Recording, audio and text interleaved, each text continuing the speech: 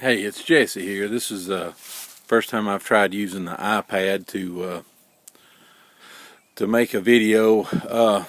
Kind of blame this on Tim Troy and George Icard, a couple of buddies of mine that I recently was able to go to Africa to teach knife making with. Maybe you've seen the pictures and videos, but they've been after me saying I need to get some stuff on YouTube. So we're going to kick it off today. Got a few old ones on there, but nothing recent. So what I'd like to do is start off by showing you my grind shop. The Ford shop I had to come later because I recently moved and we split the shop into two parts, the Ford shop and the grind shop, and I don't have the Ford shop ready yet. So without further ado, let's get started. And this is the just a little building here thankfully my mother was able to let me use to get started. And I'd like to just go through and show you all of the some of the stuff that I do here. This is inside the building. This is just storage, of course. Lord knows you have to have plenty of that. Just things. That's parts, pieces of Lord knows what all has been collected. If you've got a shop, you know what it's like. The toolbox full of drill bits, milling cutters, and accessories. Keep stuff like my digital indicators and all that.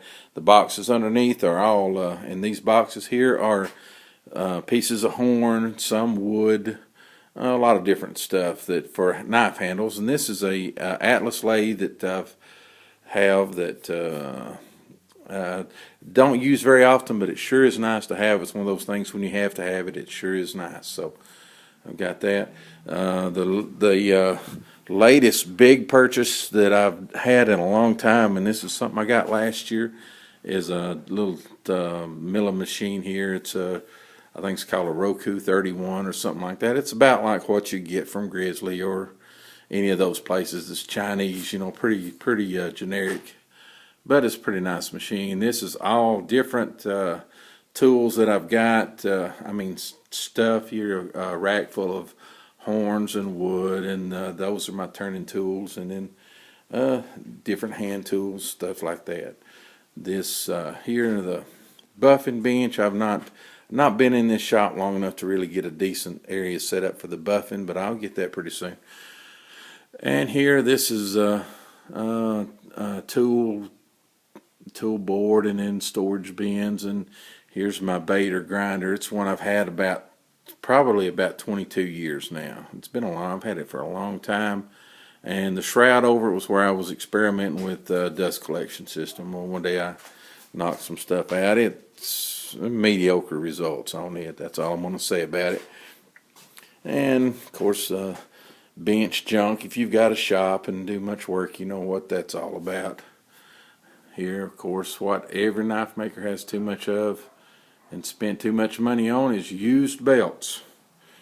And this is Shopsmith. I bought it a few years ago at a yard sale and just love it. I've used it for a lot of different things. Right now it's set up with a flat disc grinder because you pull the table over next to it and put the Damascus billets on a magnet, and I can go up close to it and I can flatten the sides of it. Not as good as a surface grinder, but it's what I've got, and you have to always make do with what you have. Here, this is also a purchase from a yard sale. It's a little 1x30 sander with a disc on it, a drill press, a 4x36 grinder or sander with a disc on it. This is accessories for the shopsmith, and have to have no shops complete without the Irish flag. And shout out to the friend that gave that to me. You know who you are. This is a shaper, a joiner, and another flat disc grinder. Toolbox full of just odds and end tools, pieces and parts, and a lot of the accessories that go with the lathe and the mill. Bandsaw, radial arm saw. Over here, this etchant in those containers. And table saw, which of course ends up right now just usually most used for a workbench and for a place to throw stuff. This is an old Delta drill press that you just absolutely cannot bog down. Here's some blades. I've got about somewhere between 15 and 18 blades. I don't remember right now. All of them are Damascus. It's some I've done, and I want to try to get on them pretty good before too long. They're all coated with WD-40 to keep them from rusting, so they're a little bit dark. Over here, I also like to turn bowls. I don't do much of it, but I love to turn bowls, and these are all some blanks that I have been able to. I roughed them out and set them off to dry, and I just never have got back around to them. Now, the next video I do, I hope for it to be showing the shop that I'm going to be moving my forge area to.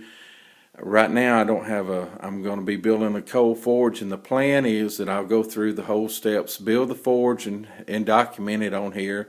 Then I'd like to do a series of basic blacksmithing videos, and then go into the bladesmithing and then the knife making, and show some of the steps that I use, and hopefully help somebody out. If you got any questions or I can do anything to help you, please feel free. Like I said, this is my first video doing this, so be kind to me, and I appreciate you watching. Take care.